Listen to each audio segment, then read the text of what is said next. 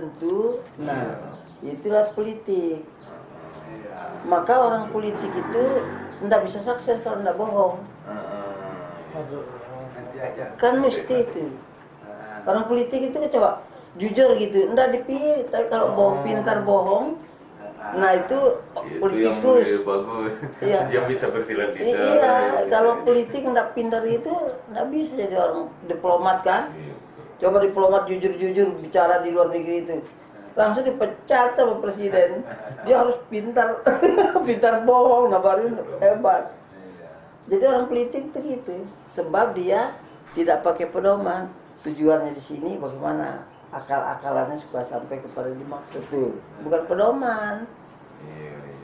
Nah itu susahnya orang politik tuh, akal-akalannya itu. Kalau pedoman kan mencuri dihukum, nah apalagi menipu penjara, bukan pedoman itu namanya. Nah ini tidak pakai pedoman, bila perlu pedoman itu diputar-putar. Nah itu orang politik. Dan di dunia semuanya, apa dia muslim, apa dia tidak muslim, sama aja orang politik itu gitu. Harus pintar bohong.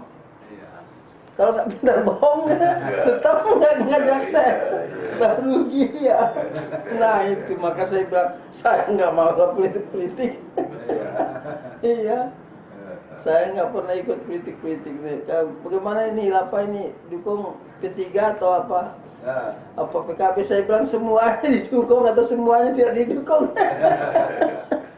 Sebab bingung. Ya mana orang politik itu? Ngeri Pak. Salah kita ngeri. Yang apa? Hilang akal Pak. Yang benar belum bisa jadi salah. Iya. Coba ngomong orang politik itu. Kemarin dia ngomong begini, besok lain lagi. Ada aja balasan. Ada orang pintar bohong. Balasnya bisa. Orang politik itu pintar bohong. Saya bicara sama orang politik begitu, sama PKS. Saya bilang kalau saya dukung PKS itu, saya mendukung Golkar, dukung PKS, dukung PDI, ya sama aja. Apa bedanya? Apa terus kalau didukung PKS lain, kalau didukung Golkar lain. Cuma kertas tusuk selesai kan? Kita seperti itulah. Kalau kita miskin ya miskin, kalau kita kaya gitu. Cuma nusuk gitu. Yang profesor satu tusukan, yang buta huruf di kebun satu juga. Itu orang politik kan? Kan itu namanya disulap. Masa profesor sudah tinggi ilmunya, nusuk nilainya satu. Yang buta huruf nggak tahu apa-apa tuh, kenal nggak kedengaran, nggak ngerti buta huruf, nusuk sama nilainya sama profesor. Nah, gimana itu? Artinya tidak tepat. Terus kalau gitu kita hilangkan partai politik, ya tidak. Kita tidak setuju dengan orang Kristen kalau kita Islam. Bukan kita harus memusuhi orang Kristen. Bukan kita anti, kan itu mana kalau kita nggak setuju, ya biasa. Tapi bukan asal tidak setuju berarti anti. Kita harus perangi. Nah ini kan kejahat. Kalau ada orang punya niat, punya cita-cita memerangi orang lain, saya suka ceramah gitu. Jangankan memerangi orang, ada manusia punya keinginan membunuh semut aja, itu sudah penjahat nilainya. Kan punya keinginan kok membunuh makhluk, merusak kebun dan merusak pohon. Keinginan itu sudah dilarang dalam Islam. Bagaimana kau punya keinginan, bagaimana memerangi orang kafir gitu? Cuma saya bilang kalau orang kafir merangi kita, masa pasang leher, itu goblok. Ini tidak apa-apa kok, tahu-tahu kita bagaimana ya kapan-kapan kita perangin orang, karena jahat kita man. Nah makanya bang khilafah ini mau kita bersihkan dari itu semua. Maka tidak pernah satu hari pun demonstrasi khilafah itu. Para di tauhid sekalian aja kalau kita tidak ikut. Para di perada nggak ada urusan. Kita mempersatukan umat yang macam-macam ini. Yang merah, yang hijau, pokoknya satu. Sebagai muslim bersaudara. Nah, mana kemampuan jalan buat baik. Itu khilafah itu gitu. Jadi lucu. Jadi dia apa katanya saya bilang, bukan ormas, bukan parpol ini. Wadah pemersatu umat. Kalau dibilang ormas nanti berarti tidak ada perpolnya, tidak bilang perpol tidak boleh bergerak di ormas. Ya, itu menyempitkan dunianya sendiri. Islam ini kan lengkap. Sampai istilahnya ngomongnya cara ngisi aja dikasih tahu. Padahal tidak dikasih tahu juga kan bisa orang. Artinya bagaimana tidur bisa, tapi untuk sempurnanya Islam cara tidur dikasih tahu. Sehingga beda tidurnya orang yang beriman sama tidur yang tidak beriman, beda. Sampai batas itu, apalagi masalah-masalah besar ya. Seperti Islam ini tidak cukup gitu. Padahal begitu sempurnanya. Nah, tapi orang masih sekarang seolah-olah, wah kalau pakai Islam tidak cukup. Iya. Maka di surat yang kita sebarkan bulan Ramadan kemarin itu, kepada non-muslim kita kasih tahu bahwa orang beriman itu tidak ingin menegakkan aturan yang dikehendaki oleh orang beriman, ya. Tapi ingin menegakkan aturan yang dikehendaki Allah dan Rasulnya, yang secara pasti membebaskan semua hamba Allah itu untuk melaksanakan ajarannya masing-masing secara merdeka. Bukan terus kita orang itu Kristen, kita benci. Ada apa gunanya benci? Kita nggak setuju. Kalau kita setuju berarti sebentar kita Kristen, sebentar kita Islam, yang nggak beres. Iya, kita tidak anti sama siapa ini. Kita istilahnya rahmatan lil alamin itu kan Islam. Jadi sejuk Islam itu. Cuman ya begitu, kalau diperangi ya nggak mungkin. Semua orang juga kalau diperangi mesti ngelawan ya. Tapi ini kan terdamai kita ini. Tahu-tahu kita dengar di sana perang, kita mau perang juga. Bahkan ada itu di internet itu. Bagaimana kalau Indonesia ini perang? Kan terpikir kan, wah ini mau perang dunia, ya sudah kalau perang dunia ketiga jadilah. Itu urusan Allah. Karena perang dunia pertama, perang dunia kedua, kalau dunia ketiga, itu urusan Allah nanti. Kita bela kebenaran kalau ada kan, tidak membela keinginan orang, membela kebenaran. Sudah titik itu. Nah inilah sekarang yang saya kadang-kadang geli kalau baca berita itu internet itu ya. Cek ini bilang gini. Ada lagi katanya Wahabi. Saya juga nggak paham Wahabi. Memang ada orang namanya Abdul Wahab dulu. Kan tidak sama pendapat sama Imam Syafi'i, beda. Imam Syafi'i tidak sama pendapatnya dengan gurunya Imam Malik. Bebas lah, tapi dasar pemikirannya harus kembali kepada standar Quran atau hadis. Tidak boleh lepas dari standar. Adapun nimbangnya kurang lebih, kalau lepas dari standar, nah tidak boleh dalam Islam itu. Standarnya harus timbangannya Quran hadis. Jadi asal pakai Quran hadis, apa sekilo pas, apa sekilo kurang, apa sekilo lebih, itu menurut anunya dia kemungkinan yang di anunya. Tapi kalau lepas bikin standar sendiri, nah ini tidak boleh. Artinya Allah tidak dihargai sama dia, Nabi tidak dihargai. Nah maka ulama-ulama itu bukan sekarang aja, dari dulu tengkar itu, dari zaman Nabi masih ada. Cuma karena ada Nabi berpendapat terus datang, kamu kok begitu caranya? Ya takut kan begini. Ayo kita datang ke Nabi. Ini dia begini, saya kan begini. Coba bagaimana? Terangkan. Kamu? Iya, kalian dua-duanya benar, betul kan? Iya, ini enggak. Karena selisih digunakan sama orang kafir, berantem kalian, dia jual senjata. Kita yang tempur, dia jual senjata, kurang ajar. Ini yang paling menjengkelkan. Kenapa kita tidak sadar? Itu Arab Saudi ya, karena takut sama khilafah Irak, dia bantu Amerika itu bagaimana gempur orang Islam di Irak. Tapi orang Irak itu bilang kita menerapkan Quran dan hadis. Saudi juga mau Quran. Tapi orang Kristen jual senjatanya, kapalnya untuk menghancur. Kenapa anda bilang? Oh daripada saya melawan saudara saya seiman walaupun beda cara ibadahnya, mendingan lawan kalian. Kenapa tidak begitu itu? Kan ini dia Islam. Teriaknya Allah Akbar. Sedangkan Amerika teriaknya kan tidak Allah Akbar. Di sini Allahu Akbar, sini Allahu Akbar, perang. Kok nggak bisa? Kita kan sama Allahu Akbar ini. Kalian mau sholat 2 rakaat, sehari mau 10 rakaat, kan urusan pribadi tuh. Kok kita sering perang? Orang kafir ini jual senjata, kita beli, kita perangin sama kita. Saya bilang ini kan aneh. Nah itu karena apa? Karena politik. Politik tadi. Maka saya bilang politik itu jangan didekatin lah. Jahat kalau politik itu. Pokoknya kalau iya menghalalkan segala cara. Pedomannya lepas. Yang ada di otaknya itu bagaimana sampai ke situ, lewat kelit-kelit itu. Itu pedoman. Iya. Itu pun syaratnya harus ada duitnya. Kalau nggak ada duitnya, nggak ada istilah keikhlasan. Kalau nggak ada duitnya, nggak serius. Kalau ada duitnya, kumpul serius, pinter-pinteran.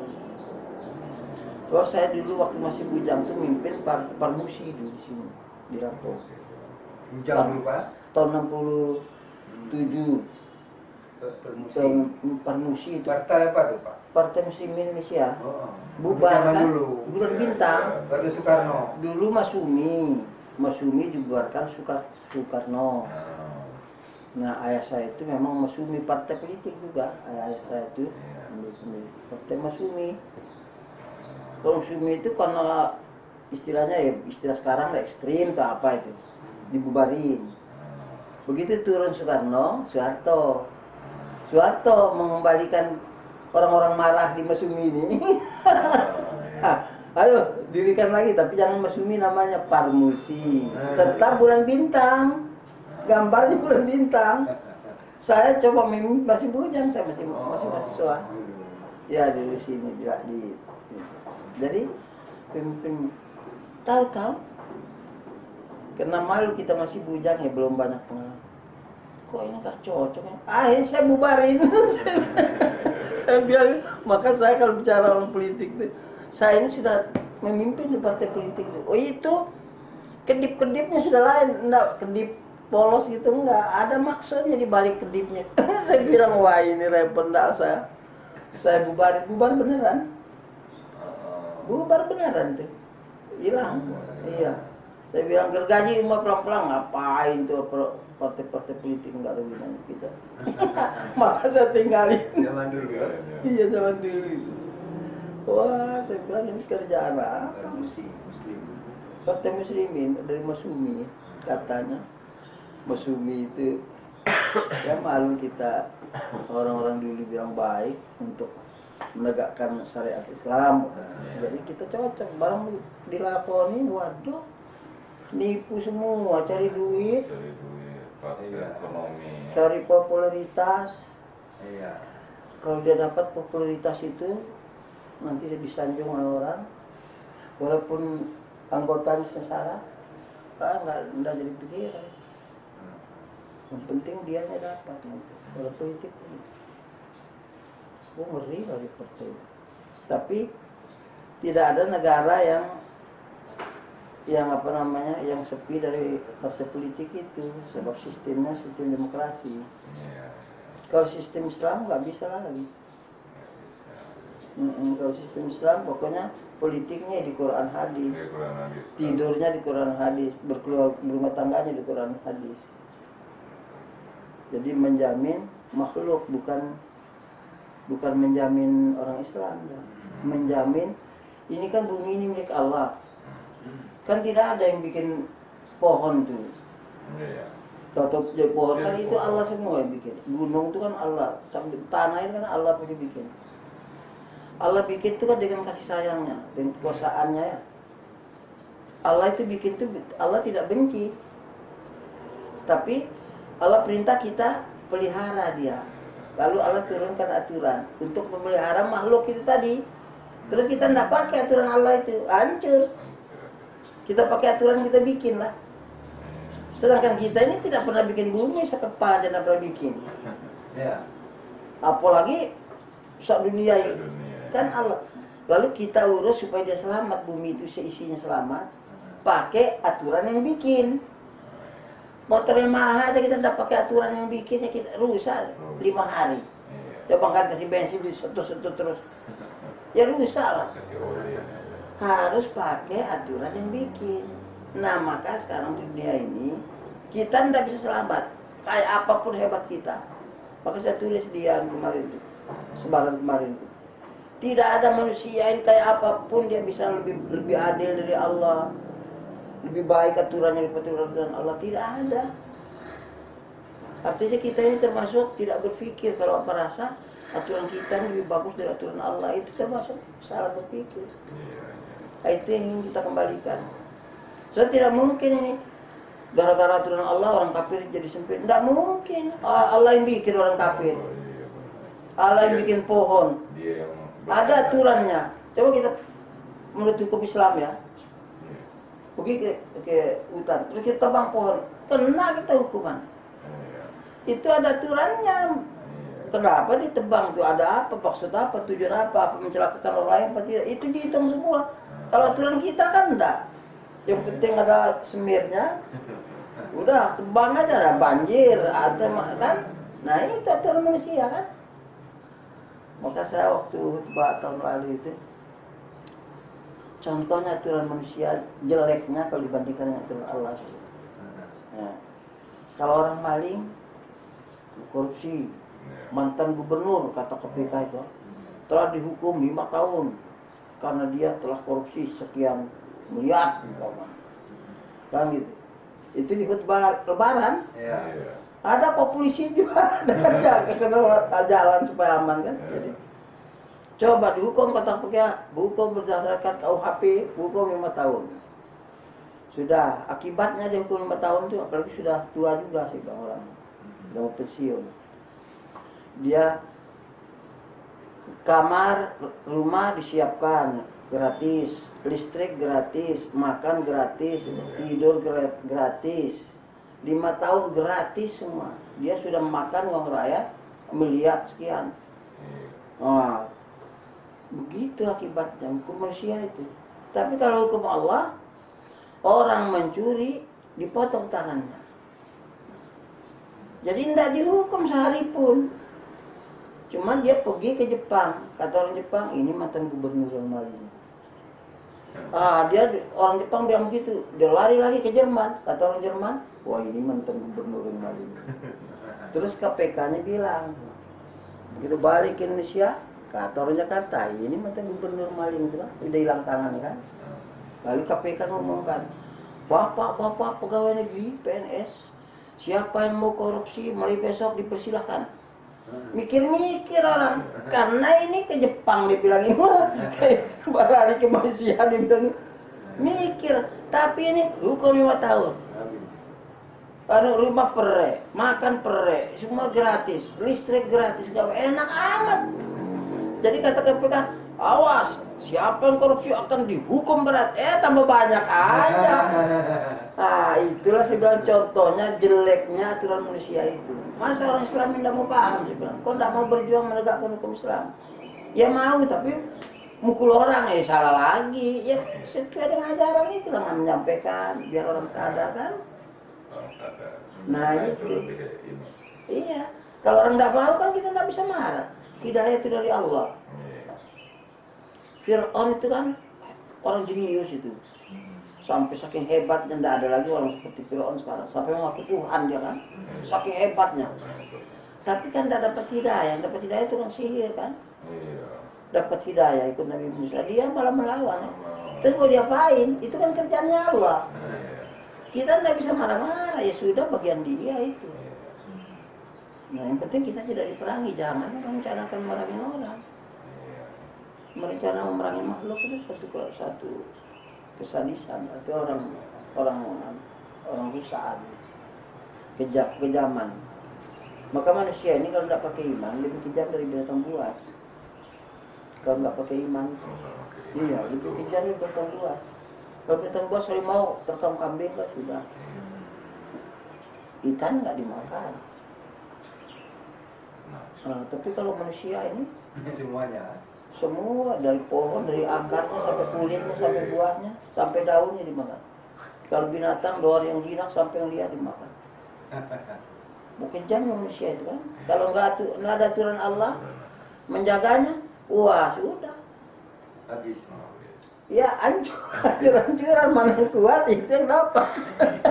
Pak kita ini kan mana mau cari yang benar, bukan cari yang kuat, cari yang benar. Kalau benar ya kita mau benar mati juga, kita nggak benar juga mati juga pada waktunya kan. Kan ada keyakinan mati itu pada waktunya, nggak bisa maju, nggak bisa mundur menurut Islamnya, Al-Quran. Percaya? Dibilang nggak percaya, pernah kamu dibohongin sama Allah? Pernah bohong nggak Tuhan? Tuhan punya langit, punya bumi, punya lautan, ikannya, punya gunung, tambang-tambangnya. Nyawa kita punya Allah. Lalu kita, kalau Allah ini bohong, apa iya? Tak masuk akal lah. Allah butuh apa? Dia punya semua. Jadi secara akal sehat, Allah ini ngomong, Allah mau masuk di akal kita mau nggak? Udah percaya aja, itu Allah yang ngomong. Kecuali kalau orang ngomong ya, kalau dia lagi stres. Lah kalau Allah kan, kalau Allah bilang begini itu ikuti saja pasti selamat. Itu prinsipnya gitu. Nah ini hilang karena taktik politik tadi itu, trik-trik politik itu. Ini ke bawah, enggak ke atas pemikiran seperti itu. Jadi kata Allah itu nanti dulu lah kata Allah. Nah di DPR tuh kita baca ketawa DPR itu. Omongannya Allah dibaca diketawain. Kenapa baca di sini ketawa? Nggak ada harganya lagi kan? Tuh itu. Padahal Allah itu begitu kasih sayang kita, dikasih rezeki oleh Allah. Tidak ada orang bisa menentukan nasibnya kan? Saya kadang-kadang kalau ceramah, coba angkat tangan, saya bilang secara jujur, siapa yang mau miskin 20 hari? Miskin 20 hari aja, angkat tangan. Sengsara 20 hari angkat tangan. Enggak ada mah. Kenapa yang sengsara 20 tahun udah banyak sih bilang? Karena yang Allah yang menentukan. Kalau kita bisa menentukan nasib kita, sih bilang enggak ada yang susah. Nah itu tidak dipahami oleh umat. Karena orang kafir itu, perasaan dia itu, usaha dia menentukan rezeki dia. Padahal usaha itu bukan menentukan rezeki, itu kewajiban. Coba umpamanya orang ditentukan kaya oleh Allah, kita nggak tahu kan, rahasia Allah kan. Bahwa si A ini mau ditentukan kaya, tapi kan lahir miskin, nggak punya apa-apa. Udah dewasa bikin roti, satu macam rotinya. Ya belum, namanya baru mulai kan, modal 10 juta mau kan. Ala kadarnya panci, ya dandang ini bikin roti laku, tapi Allah menentukan kaya. Terus ada yang datang, nggak ada roti yang model anu tak? Oh roti apa? Yang ini, yang agak asin-asin dikit ada manisnya. Oh ya, bikin. Nanti besok ada, nggak ada roti yang segi empat yang aneh deh. Bikin. Akhirnya jadi pabrik roti, provinsi dilayani, sampai antara Jawa, Sumatera dilayani semua, sampai ke Malaysia karena tong besar kan. Wah 20 tahun sudah miliar, pabrik roti terkenal, Bama kan. Pengalaman banyak, uang banyak, modal banyak, ilmu sudah banyak, relasi sudah banyak, alat transportasi sudah lengkap. Tadi 10 juta itu masih jalan kaki, bisa sampai kaya kan. Sekarang orang bangkrut, orang pailit itu orang miskin apa orang kaya? Orang bangkrut itu, orang kaya apa orang miskin? Orang pailit itu. Bangkrut. Iya bangkrut itu orang kaya apa bangkrut itu orang miskin? Orang kaya kan? Iya kaya tadinya. Iya, yang disebut orang bangkrut itu karena dia kaya, bangkrut kan? Sekarang pertanyaannya begini, nggak bangkrut. apa guna ilmunya? Tadi roti dia belum pengalaman. Apa guna pengalaman dia? Apa guna ilmu dia? Apa guna relasi dia? Apa guna modal dia? Apa guna alat-alat transportasi dia? Nggak guna kan miskin, bangkrut. Kenapa nggak waktu 10 juta tadi bangkrut? Iya, kenapa nggak udah? Berarti hidup ini orang senang kaya miskin itu bukan kita punya mau, maunya Allah. Percaya itu terjadi, nggak percaya itu terjadi. Rugi amat nggak percaya ngenes sendiri. Percaya, maka saya bilang kalau ada orang pening kepalanya nyari kekayaan, coba saya kalau dengan kerbau. Kerbau itu 7 keturunan hidup nggak pernah pusing. Iya. Tetap mana bernapas, kawin, potong. Iya, ujungnya mati. Kita juga gitu, jangan mati. Masa otak ini diberi Allah itu untuk maksudnya kita dikasih akal untuk memikirkan bagaimana ini aturan Allah itu kita laksanakan supaya semua alami sejahtera gitu. Yang kafirnya senang, yang binatangnya senang, yang pohonnya senang, itu maksudnya. Karena Allah yang bikin. Masa aturan yang punya kita tidak pakai. Kita ini kan hebat. Pakai KUHP jadi ayo HP itu kan kerjanya orang kafir, orang Eropa, dia tidak pernah baca Quran, kan jadi dikarang, undang-undang itu dikarang sesuai dengan kebutuhan dia, karena dia kafir dia tidak baca Quran. Lalu kita yang baca Quran dikalahkan juga, terpaksa kita ngenes tapi apa boleh buat, kita mau marah tapi tidak boleh. Allah saja orang mau kafir itu silakan. Ya terpaksa kita ya sudah menderita. Istilahnya ya tahan diri karena kita tahu itu urusan Allah, jadi kita ya sudah biasa aja, biasalah ada yang kafir ada yang beriman, yang penting kita tidak dipukul orang, ya sudah. Makanya itu, nah itu Pak prinsip. Ustadz mohon izin juga, makanya kita juga ini sama Pak Usni ini apa namanya, kita satu silaturahmi, Iya sawalan juga. Iya. Makanya kedua udah lama pingin ngobrol-ngobrol gini kayak gini gitu kan, ngobrol sama Pak Amir ini apa. Cuman kadang-kadang kitanya yang ini gitu kan. Iya.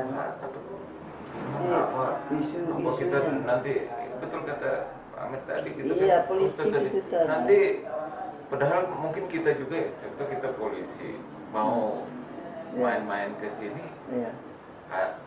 sebalik-sebaliknya di sini curiga dengan kita juga curiga dengan ini. Jadi akhirnya nggak ketemu, akhirnya kita adanya juga.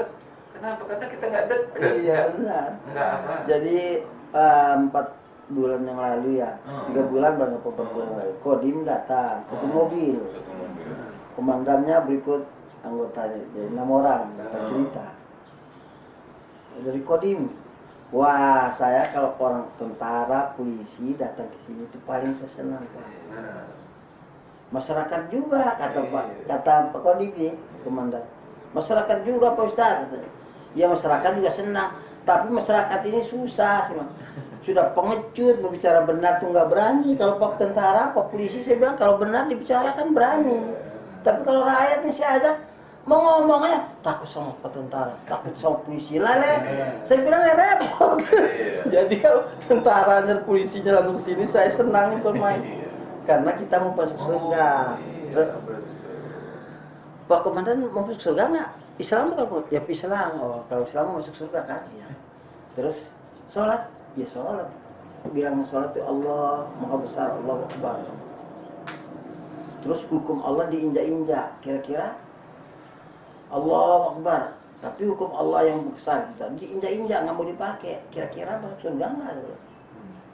Wah iya ya kata, disosialisasikan terus Pak Ustadz biar rakyat nih paham tuh, Kodim itu bilang sama saya itu begitu, artinya iya juga kalau betul kita Islam Allahu Akbar, masa hukum Allah diinjak-injak nggak pakai hukum Allah. Saya bilang nanti kita kalau konsekuen pengen masuk surga, tapi kita tidak tahu sama aturan Allah, kita bilang DPR, MPR, Akbar, baru bagus, tidak tahu. Tapi ini kan memang cerita, saya bilang, bukan kalau sudah begini nanti kita tempelengin orang DPR, ya tidak, ini ngasih tahu aja. Iya kan. Saya bilang nah itu, Islam itu lebih bagus lah dari aturan manusia. Kok kita terima aturan manusia, menolak aturan Allah, itu saya heran. Apa ndak nyanda sih, saya bilang di kakak kita kan ndak masuk di akal, masa aturan Allah lebih jelek. Ini ada Kristen, ada Buddha, bagaimana kalau aturan Islam? Bukan aturannya orang Islam, aturan Allah yang bikin orang Buddha, yang bikin orang Kristen itu, yang bilang agama kamu laksanakan. Jadi kalau ada kita memimpin Islam ini, aturan Islam yang jalan, bukan aturan KUHP. Hari Ahad, hari Minggu ya. Itu kan Kristen, panggil. Pemimpin Islam itu gitu, panggil. Kamu kan Kristen, ya. Hari Minggu kok nggak ke gereja? Itu diurus. Kalau aturan manusia ini, mau sholat enggak bahasa bodoh. Iya kan yang penting ekonomi. Jadi sama dengan binatang. Nah itu jeleknya. Jadi kita seperti binatang hidup ini kan. Yang penting enak makan, tidur nyenyak, makan lezat ya sudah. Bahagia, senang-senang, lompat sana, lompat sini. Itu seperti binatang. Nah ini yang tidak dikehendaki. Kalau Islam kan enggak. Oh dia Kristen dan enggak sadar kesian. Kamu kan Kristen. Itu di gereja kamu bisa dengar petunjuk di sana kan. Enggak mungkin orang Kristen bilang, saudara-saudara, pandai-pandailah kita tipu orang. Kan enggak mungkin. Paling dibilang berjujurlah kamu, kata, jangan maling kan gitu. Dan itu Islam itu begitu. Ini enggak. Lihat orang lain pendiriannya, disuruh benci. Dia bukan dia yang bikin, anak dia bukan. Nah itulah prinsip Islam itu luas. Dia lapang dadanya, maka disebut rahmatan lil alamin. Nah itu maksudnya. Ini enggak. Kiai sama kiai sama sorbannya panjang pengkar. Sore ini kiai anu, so pagi itu kiai itu lain lah. Saya bilang berantem loh kalian. Nah, padahal sama Islamnya. Aneh kan gitu. Itulah yang kita khawatirkan, justru malah dimanfaatkan oleh yang tadi. Iya benar, politik tadi. Popularitas 3. Orang nyimpang itu 3 ini dikejar. Popularitas atau kedudukan atau popularitas, kekayaan dan wanita. Tidak ada orang lewat dari 3 ini. Mau dia kafir, mau dia beriman, kalau dia tidak taat kepada tuntunannya, pasti yang kejar di 3 ini. Tidak ada lebihnya. Harta benda atau popularitas atau kedudukan, puji-puji orang atau wanita. Tidak ada lagi yang lebihnya. Jadi dia akan berbuat untuk mencapai ini, ya menurut maunya dia. Standar hilang. Itu, caranya gini biar dapat gitu. Nipu orang juga nggak apa-apa, yang penting dapat. Yang 3 itu salah satunya. Iya, 3 tadi. Maka setan akan menggunakan yang 3 ini untuk diajak orang ke neraka. Maka Islam akan menggunakan yang 3 ini juga untuk mengajak orang ke surga. Ini juga yang mau digunakan untuk ke surga. Setan akan gunakan yang 3 ini untuk ke neraka. Maka kita dengan setan sopan hari setempur. Iya. Nah itu sebenarnya hidup itu. Hakikatnya gitu. Nah inilah yang jarang tidak diceritakan orang. Yang diceritakan sholat tuh bagaimana yang bagusnya, ikhlas, lillahi sedekah, pola balik di situ-situ aja. Jadi kepribadiannya nggak ada. Tidak ada mental lalu itu yang disebut dalam Islam itu akidahnya itu ya. Pendiriannya yang kuat. So tidak mungkin orang berpendirian dengan ajaran Allah terus jadi jahat, tidak mungkin. Karena Allah itu Rahman Rahim, Bismillahirrahmanirrahim. Dimulai kerjaan dengan Bismillahirrahmanirrahim, yang penuh kasih sayang. Kerjaan itu dimulai dengan kasih sayang, bukan dengan kejahatan. Dengan niat jahat tidak bisa. Cuma karena tidak terrealisir, jadi dugaan ini, awas tuh jahat tuh, nanti dia ngebom lagi. Waktu sama dia, sembuh pak. Kalau dan ngebom tuh. Saya sering diparahin dulu, sekarang udah paham. Sekarang udah paham karena saya cerita bebas saja. Kalau dulu itu saya ada orang ngebom datang lagi.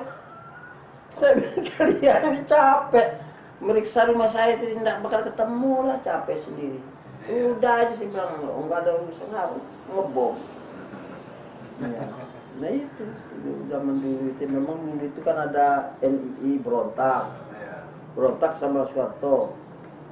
Soekarno kata berontak awalnya kemerdekaan bangsa Indonesia.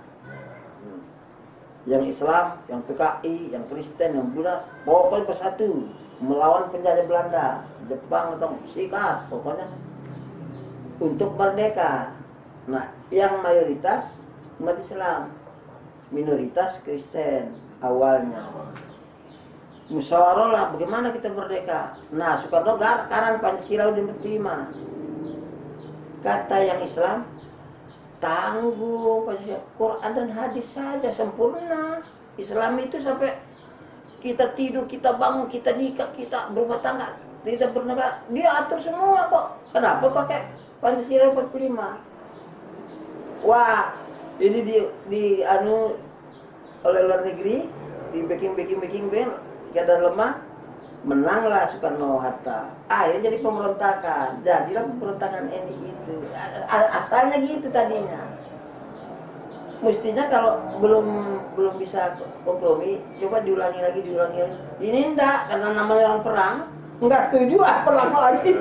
Karena habis perang kan, biasa perang. Gitu kan. Jadi kan masih keras. Pas musyawarah itu kan, wah tidak bisa bertahan lah dengan ini kan. Ini kita banyak orang Kristen. Ya orang Kristen kan bebas, merdeka. Menurut aturan Allah itu, Allah bikin orang Kristen, orang kafir juga Allah bikin. Kan tidak masalah. Tapi kalau Pancasila 45, nah Qurannya nggak dipakai. Jadi kita tidak menghormati Allah. Nah kita tidak mau. Oh bertahan, berontak. Nah orang habis perang ngomongin. Coba tenang-tenang gitu. Nah, coba, belum sepakat, coba besok-besok lagi. Mungkin bisa. Ini enggak, memang wajar lah. Memang itulah nasibnya. Jadi kita, karena memang orang habis tempur semua yang ada itu. Habis. Enggak keruan kan?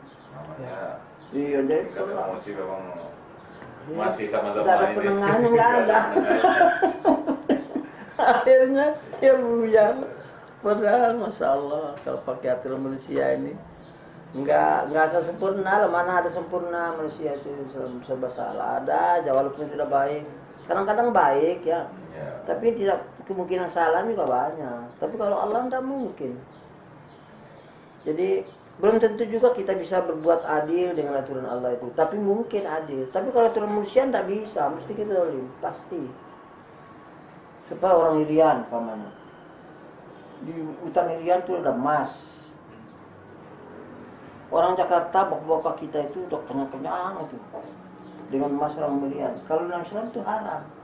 Dalam Islam, itu orang Irian itu harus dia sejahtera dulu, ada sisanya kita bagi di sini di Jakarta. Begitu. Ini enggak. Yang dulu aku TK aja, yang penting mereka itu kita sikat semua habis. Nah, ini kan, saya bilang ini maling secara aturan, dibuat-buat. Kalau Islam nggak bisa. Jarum masih punya orang, nanti dulu izin dulu saya yang punya tuh. Jarum. Apalagi ini hutan emasnya bertriliun-triliun, nggak ngerti lagi kita. Dia kenyangin oleh orang Amerika, nggak pernah lihat Miriam juga. Nah orang Riannya ke TK, apa itu keadilan? Mana lagi ada? Saya bilang juga ada yang Pak Kodim tuh.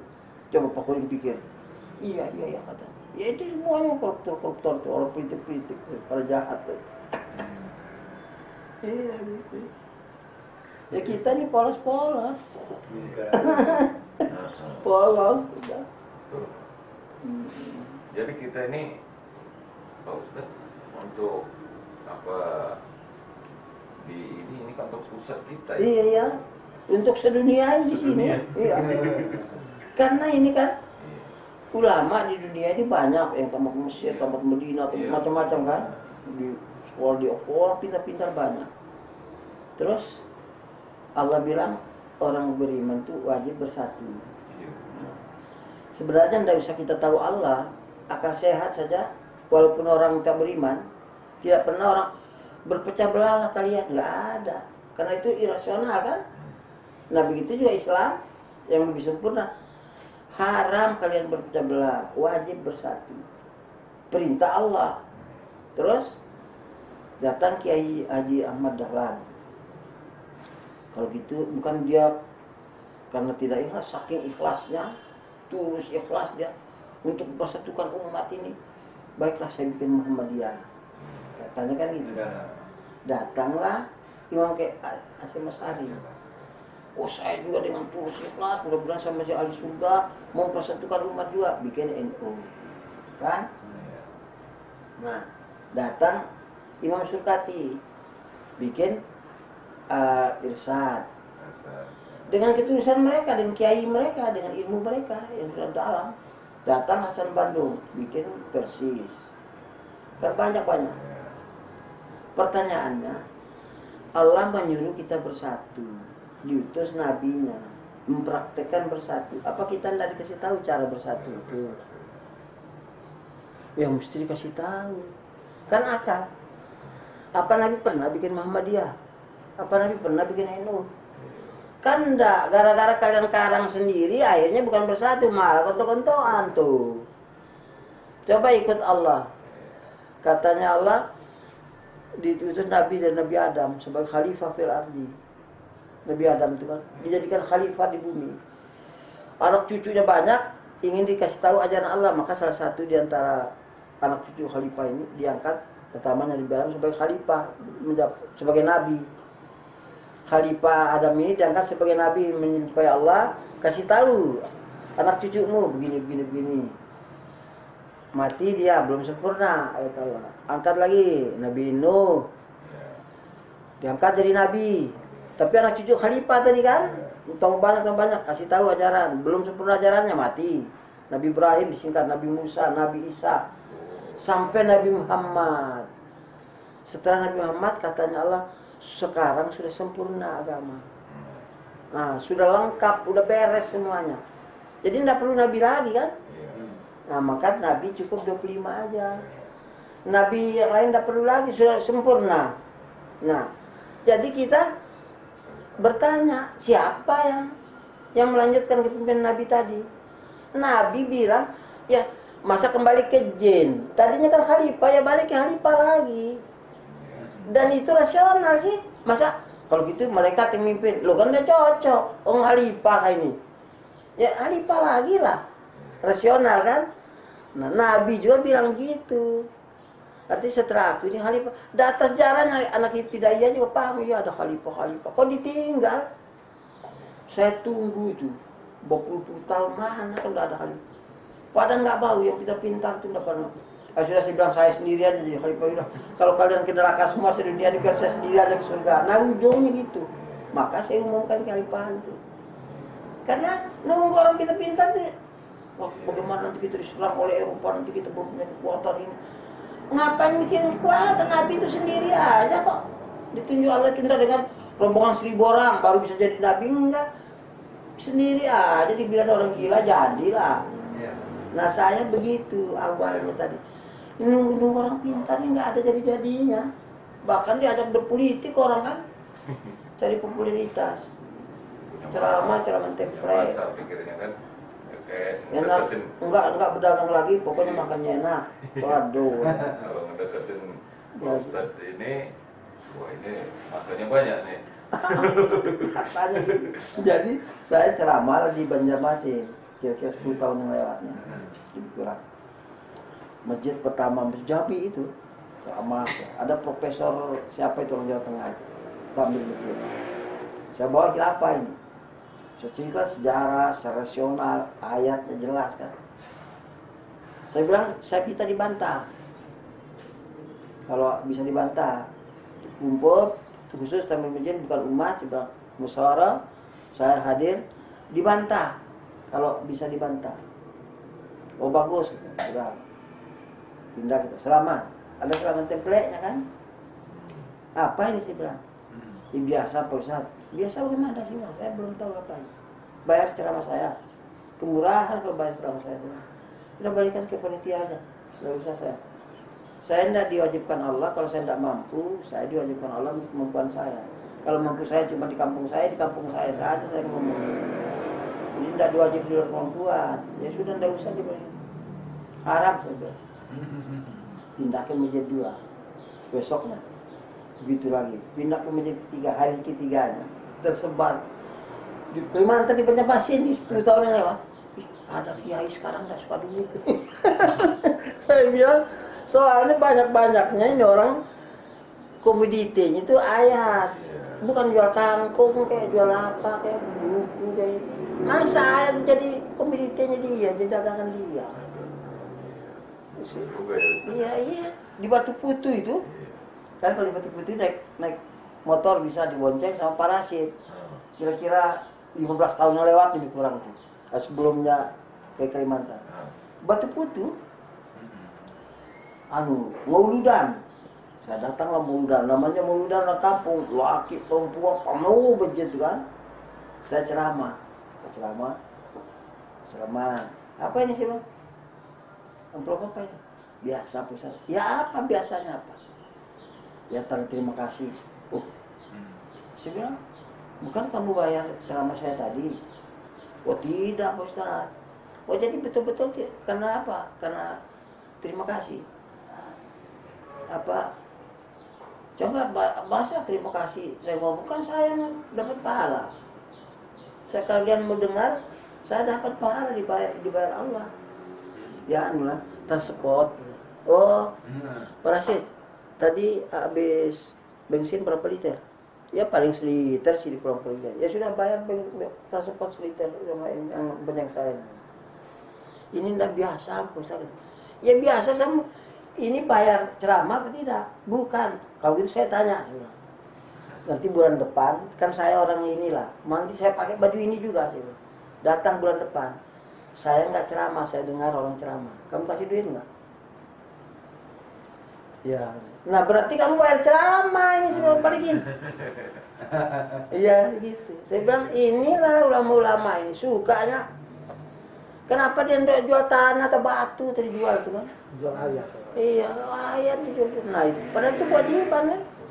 Kewajiban orang beriman nyampaikan kebenaran.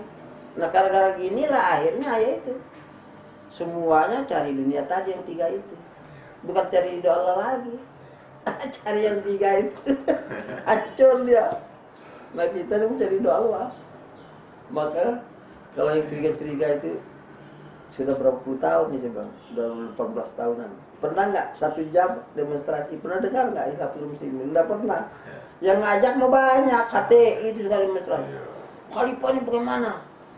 Ini kan Israel membunuh orang Islam dia, masa kita tidak demonstrasi, diam-diam aja.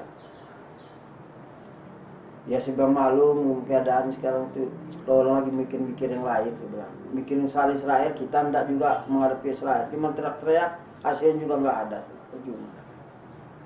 Besoknya datang lagi, masa Khalifah punya anggota banyak, enggak ini kata enggak toleransi.